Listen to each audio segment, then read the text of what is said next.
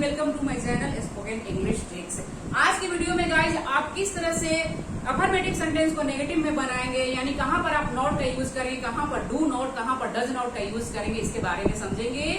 क्योंकि अंग्रेजी बोलते समय सबसे ज्यादा गलतियां लोग यहीं पर करते हैं। सिंगुलर पर्सन के साथ डू नॉट का यूज कर देते हैं और प्लूरल पर्सन के साथ डज नॉट का यूज कर देते हैं, जो कि पूरी तरह से ये गलत है।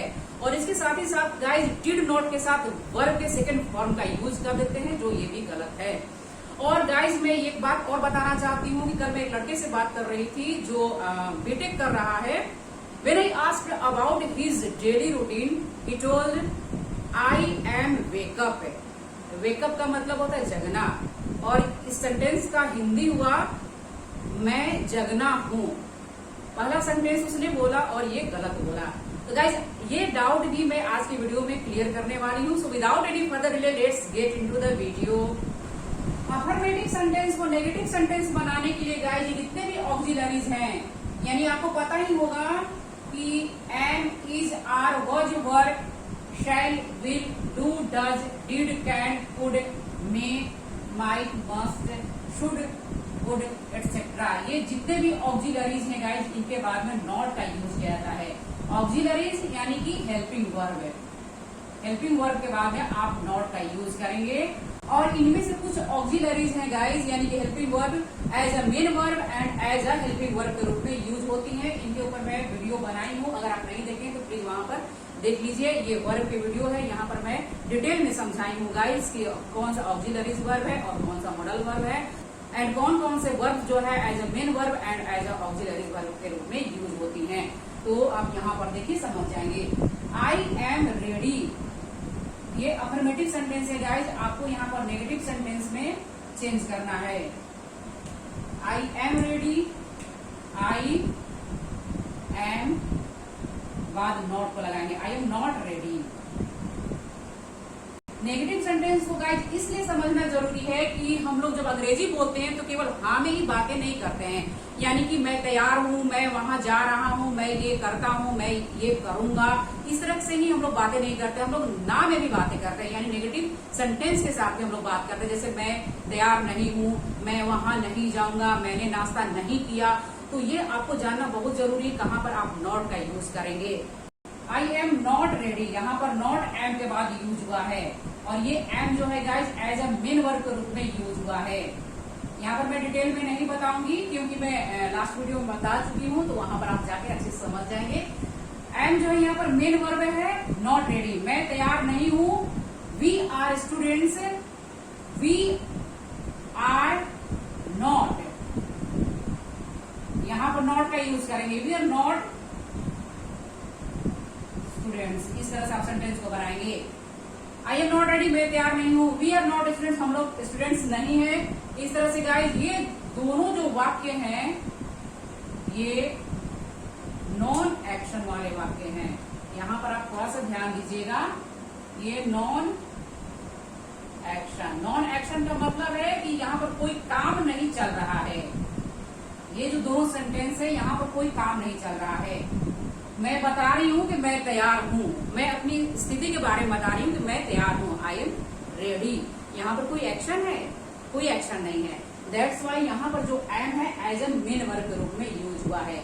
अगर कोई एक्शन चलेगा यहाँ पर सेंटेंस में, जैसे मैं जा रहा हूँ, आई एम गोइंग, यहाँ जाने की काम चल रही है, तो वहां पर आई एम जो है हेल्पिंग वर्ब के रूप में यूज होगा, एंड गोइंग जो है एज ए मेन वर्ब के रूप में यूज होगा।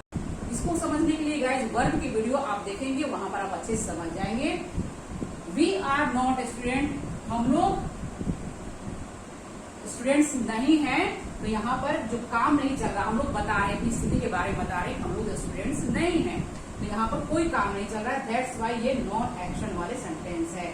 यहाँ पर कोई इस तरह का एक्शन नहीं हो रहा, खाने पीने, रोने गाने, हंसने खेलने कूदने, हर एक वीडियो में मैं बताती हूँ गाइज, ये जितने भी वर्ड्स है ये एक्शन वर्ड्स कहलाते हैं और यही मेन वर्ब्स होते हैं। आप इनको भुला नहीं पाएंगे जिंदगी भर, आप चाहेंगे भी तो नहीं भुला पाएंगे, है ना। मैं भूलना तो चाहा लेकिन भूला ना पाया, ये चीज हो जाएगी आपके साथ। Next one is he will come, he will come, he will not, यहाँ पर आप नॉट को लगाएंगे। ही विल नॉट कम, वह नहीं आएगा, नॉट का यहाँ पर यूज करेंगे। Will helping verb and come जो है यहाँ पर ये एज ए मेन वर्ब के रूप में यूज हुआ है।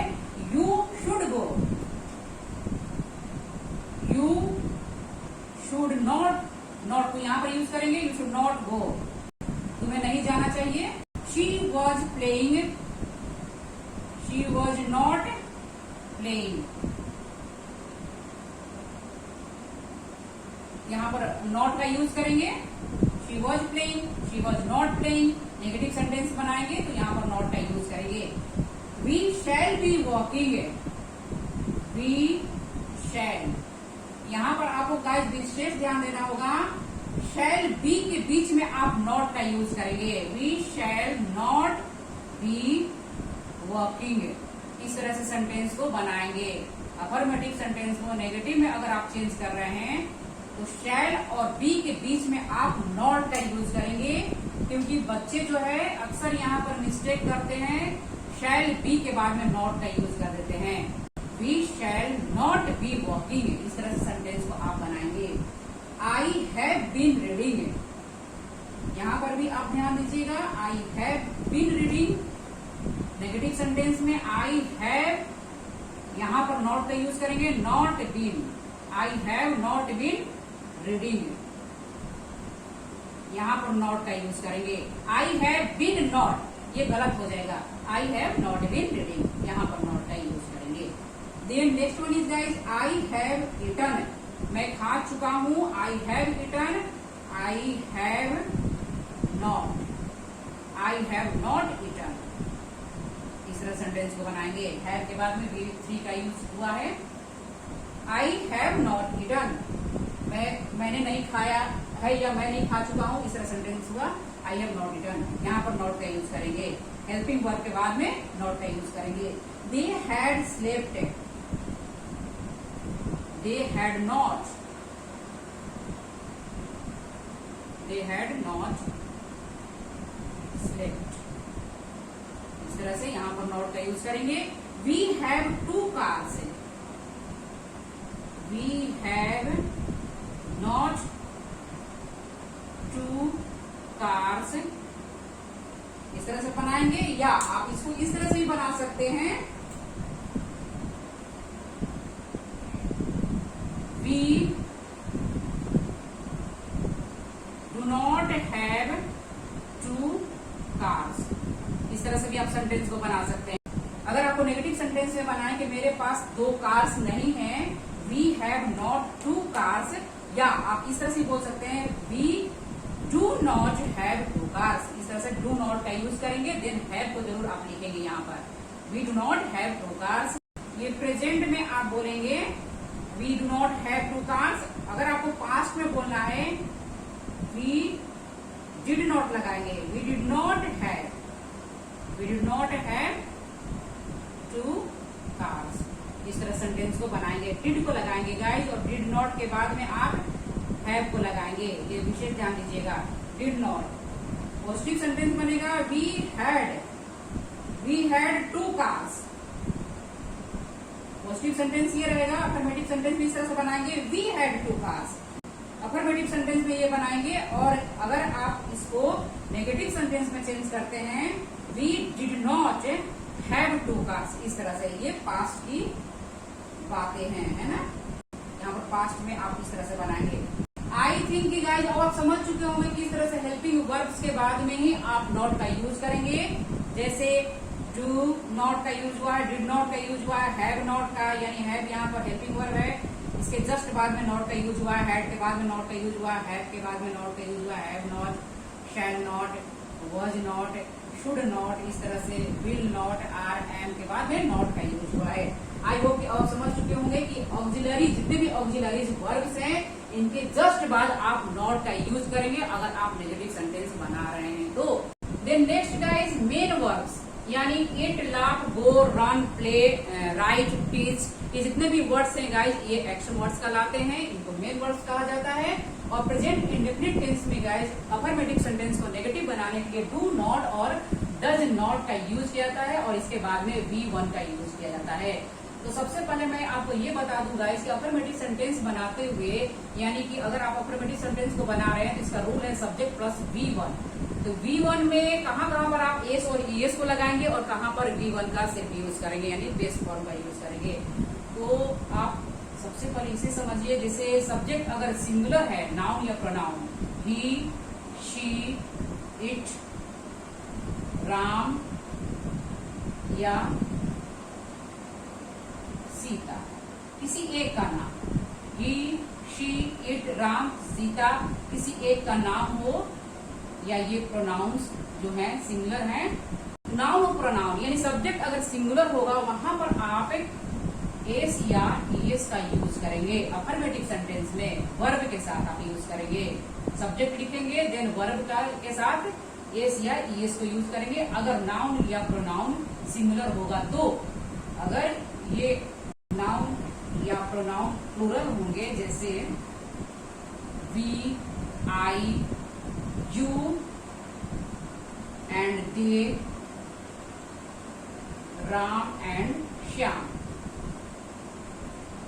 यानी यहाँ पर दो लोग की बात हो रही है ना, Ram and Shyam, more than one की बात हो रही है। जब दो लोग की बात होगी तो यहाँ पर ये प्लूरल सब्जेक्ट हुआ। प्लूरल सब्जेक्ट के साथ आप V1 का यूज करेंगे, यहाँ पर सिर्फ आप V1 का यूज करेंगे, सब्जेक्ट एंड V1। नाउन या प्रोनाउन प्लूरल हो, सब्जेक्ट प्लूरल हो, वहां पर आप V1 का यूज करेंगे। सब्जेक्ट अगर सिंगुलर हो वहां पर एस या ईएस को यूज करेंगे वर्ब के साथ। ठीक, अब यहाँ पर समझेंगे guys, Ram reads, affirmative sentence में यहाँ पर रीड्स का यूज हुआ है। चूंकि सब्जेक्ट देखिए राम जो है सिंगुलर है, एक की बात हो रही है, दैट्स वाई यहाँ पर एस, वर्ब के साथ आप एस का यूज करेंगे, यानी सब्जेक्ट प्लस V5। V5 क्या होता है, यानी एस या ईएस फॉर्म है। मैं वर्ब की वीडियो में बताई हूँ गाइस, अगर आप नहीं देखे हैं तो देख लीजिए। वर्ब के फॉर्म्स को समझना जरूरी है, तभी आप अंग्रेजी बोल पाएंगे। आई प्ले, आई यहाँ पर सब्जेक्ट जो है गाइस प्लूरल प्रोनाउन है, दैट्स वाई यहाँ पर प्ले का यूज किया गया है, यानी कि आई के साथ V1 का यूज हुआ है, V1। ओके, आई के साथ बेस फॉर्म का यूज हुआ है। वैसे गाइज आई इंग्लिश ग्रामर का एक्सेप्शन है, यानी कहीं पर इसका जो यूज है प्लूरल की तरह होता है, कहीं पर सिंगुलर की तरह होता है। तो यहाँ पर आई जो है, आई के साथ बेस फॉर्म का यूज होगा V1। I play, he rights है, सब्जेक्ट यहाँ पर सिंगुलर है, दैट्स वाई यहाँ पर एस का यूज हुआ है वर्ब के साथ। द काउ इट्स है, एक गाय की बात हो रही है, तो यहाँ पर एस का यूज हुआ है, वर्ब के साथ एस का यूज किया गया है, सिंगुलर सब्जेक्ट है। द काउज इट, यहाँ पर देखिएगा इस काउज यानी गायें, यहाँ बहुत सारी गाय की बात हो रही है, दैट्स वाई यहाँ पर इट का यूज किया गया है, यानी वर्ब के फर्स्ट फॉर्म का यूज किया गया है। यहाँ पर एक काउ की बात हो रही है और यहाँ पर बहुत सारी काउज की बात हो रही है, दैट्स वाई यहाँ पर वर्ब जो है बेस फॉर्म का यूज किया गया है, यानी इट का यूज किया गया है। लेकिन यहाँ पर इट के साथ एस को लगाया गया है V5, क्योंकि यहाँ पर एक गाय की बात हो रही है, सब्जेक्ट यहाँ पर सिंगुलर है, दैट्स वाई यहाँ पर इट्स का यूज हुआ है। सब्जेक्ट यहाँ पर प्लूरल है, यानी मोर देन वन की बात हो रही है, दैट्स वाई यहाँ पर इट का यूज हुआ है, वर्ब के बेस फॉर्म का यूज हुआ है। We go to school, we हम लोग स्कूल जाते हैं, तो यहाँ पर वी जो है ये प्लूरल सब्जेक्ट है, वी आई यू दे जितने भी है सब्जेक्ट प्लूरल है, दैट्स वाई यहाँ पर V1 का यूज करेंगे। आपको विशेष ध्यान देना होगा गाइस, क्योंकि यहीं पर बहुत ज्यादा मिस्टेक बच्चे करते हैं अंग्रेजी बोलते समय। V1, मैं यहाँ पर 1 लिख रही हूँ, है ना, आप तो मत समझिएगा प्लीज। V1, तो यहीं पर सबसे ज्यादा बच्चे गलती करते हैं अंग्रेजी बोलते समय, कहाँ पर एस लगाना, कहाँ पर ईएस लगाना है। और इनको गाइस किस तरह से आप नेगेटिव सेंटेंस में बनाएंगे अब आप समझेंगे। और नेगेटिव सेंटेंस बनाने के लिए आपको कहाँ पर डू नॉट का यूज करना है, कहाँ पर डज नॉट का यूज करना है, क्योंकि आप यहाँ पर ध्यान दीजिएगा। टेंस, टेंस अगर आप जानते हैं तो आपको पता ही होगा कि present indefinite tense and past indefinite tense, इन दोनों को छोड़ के जितने भी टेंस है सबके पास हेल्पिंग वर्ब्स है, यानी सबका अपना अपना हेल्पिंग वर्ब्स है। लेकिन इन दोनों के पास हेल्पिंग वर्ब नहीं है, सिर्फ सब्जेक्ट एंड वर्ब का यूज किया जाता है। यहाँ पर भी आप देखेंगे सब्जेक्ट एंड वर्ब का यूज किया जाता है, इनके पास हेल्पिंग वर्ब नहीं है। इनका जब नेगेटिव सेंटेंस आप चेंज करेंगे तो वहां पर हेल्पिंग वर्ब का यूज किया जाता है, और helping verb present indefinite tense में डू नॉट, डज नॉट का यूज होता है, और पास्ट इंडेफिनिट टेंस में डिड नॉट का यूज होता है। तो प्रेजेंट इंडेफिनिट टेंस को पहले आप समझ रहे हैं, तो कहाँ पर आप डू नॉट का यूज करेंगे, कहाँ पर डज नॉट का यूज करेंगे, ये विशेष ध्यान दीजिएगा, क्योंकि यहीं पर बच्चे गलतियां ज्यादा करते हैं अंग्रेजी बोलते समय। Do not, does not, subject singular है, वहां पर आप डज नॉट का यूज करेंगे। जैसे यहाँ पर आपने समझा एस या ईएस, जिन सब्जेक्ट के साथ आप एस या ईएस का यूज किए हैं, यानी सिंगुलर नाउन या प्रोनाउन के साथ आप एस या ईएस का यूज करते हैं, यहीं पर आप डज नॉट का यूज करेंगे। डज का यहीं पर यूज होगा, डज नॉट का यहाँ यूज होगा। सब्जेक्ट अगर सिंगुलर होगा तो डज नॉट का यूज होगा, सब्जेक्ट अगर प्लूरल होगा तो यहाँ पर आप डू नॉट का यूज करेंगे। डू नॉट, डू नॉट का यहाँ पर यूज होगा अगर सब्जेक्ट प्लूरल होगा, यानी we, I, you, they, Ram and Shyam, यानी दो की बात होगी। तो अब यहाँ पर आप अफर्मेटिव सेंटेंस को नेगेटिव में चेंज करेंगे। राम रीड्स, राम पढ़ता है, नेगेटिव सेंटेंस बनाएंगे आप। नकारात्मक सेंटेंस के साथ आप बात करेंगे।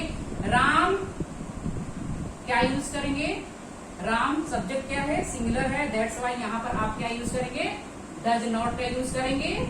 यस और no please tell me, does not का यूज होगा। Ram does not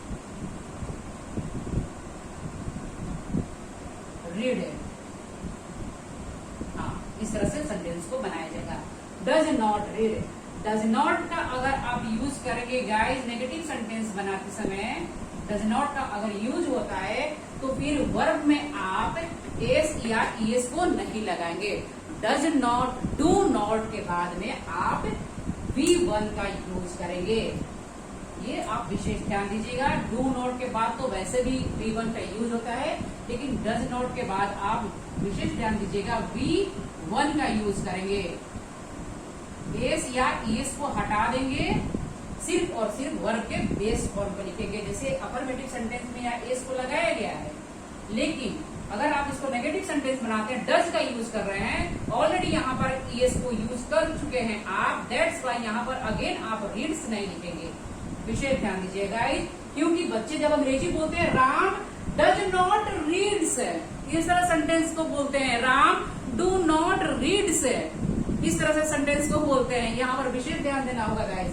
does not का आप यूज कर रहे हैं तो रीड्स को नहीं लिखेंगे, यहाँ पर बेस फॉर्म का यूज होगा, सिर्फ और सिर्फ मेन वर्ब को आप लिखेंगे, रीड। नेक्स्ट आई प्ले, आप बताइए यहाँ पर किस तरह से इसको चेंज करेंगे।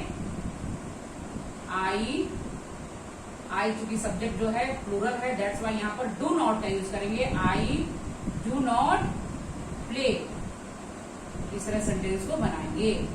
आई डू नॉट प्ले, मैं नहीं खेलता हूँ। आई प्ले, मैं खेलता हूँ। राम रीड्स, राम पढ़ता है। ही राइट्स, वह लिखता है। ता है, ती है, ते हैं, जितने भी सेंटेंस के ये वाक्य के अंत में आ रहे हैं गाइस, ये प्रेजेंट इंडेफिनिट टेंस है। इससे पहचानने का नियम यही है कि वाक्य के अंत में ता है, ती है, ते हैं, तो ताहू इस तरह से सेंटेंस में आता है ना। तो डू नॉट का यहाँ पर यूज किया गया, सब्जेक्ट टू प्लूरल है। He writes, he does not को लगाएंगे, he does not, then writes लिख देंगे, है ना, है ना। He does not writes, he does not write होगा, डज नॉट राइट्स नहीं होगा, है ना, क्योंकि यहाँ डज का ऑलरेडी आप यूज कर रहे हैं, ये यहाँ पर आ रहा है, दैट्स वाई यहाँ पर राइट होगा। Done. The cow Yeats, the cow does not होगा, है ना, क्योंकि एक यहाँ पर काउ की बात हो रही है, और इसके बाद में आप ईट को लगाएंगे। The cow does not eat, eats नहीं होगा। The cows eat, the cause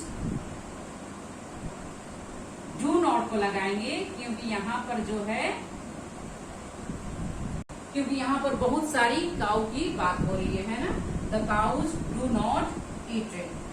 we go to school, we do not go to school. इस तरह से आप नेगेटिव सेंटेंस में बनाएंगे। डू और डज का यूज करते समय आपको विशेष ध्यान देना होगा, कहाँ पर आप डू नॉट का यूज करेंगे, कहाँ पर डज नॉट का यूज करेंगे।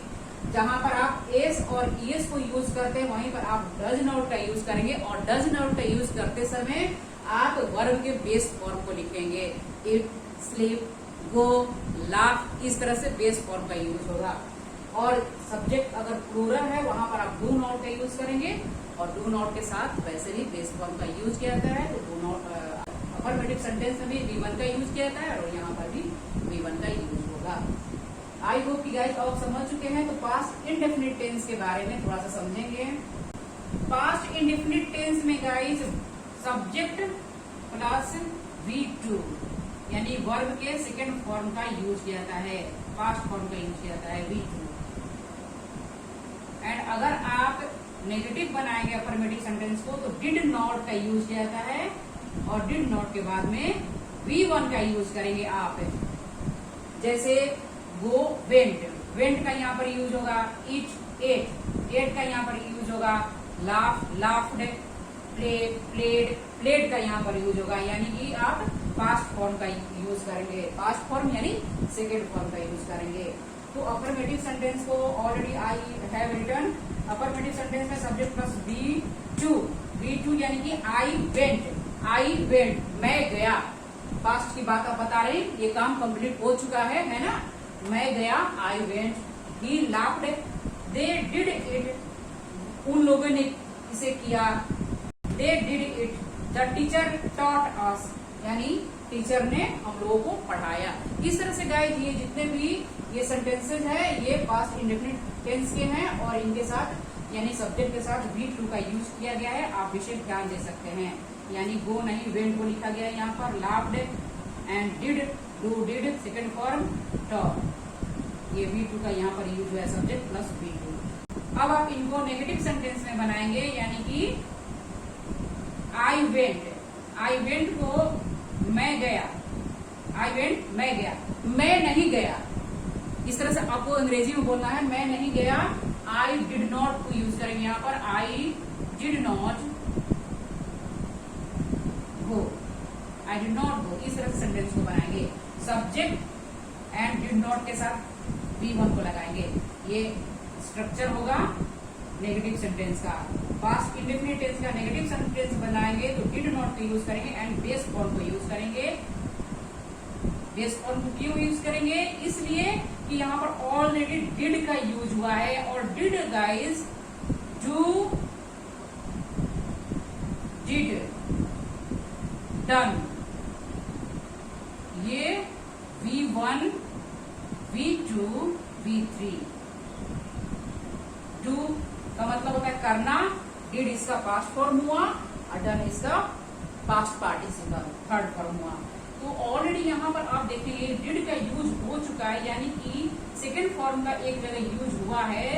तो अगेन आप यहाँ पर सेकेंड फॉर्म का यूज नहीं करेंगे, क्योंकि ग्रामर का रूल है कि सेंटेंस में एक बार ही केवल आप सेकेंड फॉर्म का यूज कर सकते हैं, दो बार आप नहीं यूज कर सकते हैं। यानी एक जगह आप अगर सेकेंड फॉर्म का यूज करते हैं तो नेक्स्ट आप V1 का यूज करेंगे, वहां पर आप सेकेंड फॉर्म का यूज नहीं करेंगे। आप विशेष ध्यान दीजिएगा। ही डिड नॉट वेंट नहीं लिखेंगे, ही डिड नॉट गो। इस तरह से भी लोग अंग्रेजी बोलते समय गलतियां करते हैं। और डिड का गाइस यूज सब्जेक्ट सिंगुलर हो या प्लूरल, दोनों के साथ ही डिड का यूज करेंगे। यहाँ पर आपको प्रेजेंट इंडेफिनिट टेंस में ध्यान देना है, कहाँ पर आपको डू और डज का यूज करना है, लेकिन यहाँ पर आपको ध्यान ये नहीं देना है कि सब्जेक्ट सिंगुलर है कि प्लूरल है। नाउन या प्रोनाउन सिंगुलर हो या प्लूरल डजंट मैटर, सबके साथ आपको डिड का यूज करना है। Did, not and then verb के बेस फॉर्म का यूज करना है। He laughed, he did not, did not को लगाएंगे, he did not laugh, laughed नहीं लिखेंगे, he did not laugh. They did it, they did not do it, they did not do it. They did it इसका लिखते हुआ guys उन लोगों ने इसे किया। यहाँ पर आप डिड नॉट डू, डू का मतलब होता है करना, बेस फॉर्म हुआ डू, यहाँ पर डू को लिखेंगे डू इट, यानी उन लोगों ने इसे नहीं किया, इस तरह से इसका वृद्धि हुआ, they did not do it. The teacher taught us, the teacher did not teach us, यानी टीचर ने हम लोगों को नहीं पढ़ाया, इस तरह से यहाँ पर हुआ the teacher did not and teach, यानी V1 का यहाँ पर यूज हुआ है। इस तरह से गाइज आप समझ सकते हैं कि डिड नॉट के बाद में बेस फॉर्म का यहाँ पर यूज होता है V1। V1 ये जितने भी वर्ब्स हैं गाइज V1 यहाँ पर यूज होगा, है ना, गो, लाफ, डू, टीच, यहाँ पर ये मेन वर्ब्स हैं, यानी ये समझ सकते हैं खाने पीने रोने गाने जितने भी ये एक्शन वर्ड्स हैं। और ये एक्शन वर्ड्स यहाँ पर अगर आप डिड नॉट को लगा रहे हैं तो यहाँ पर एक्शन जो वर्ड्स हैं गाइज ये बेस फॉर्म में यूज होगा, है ना।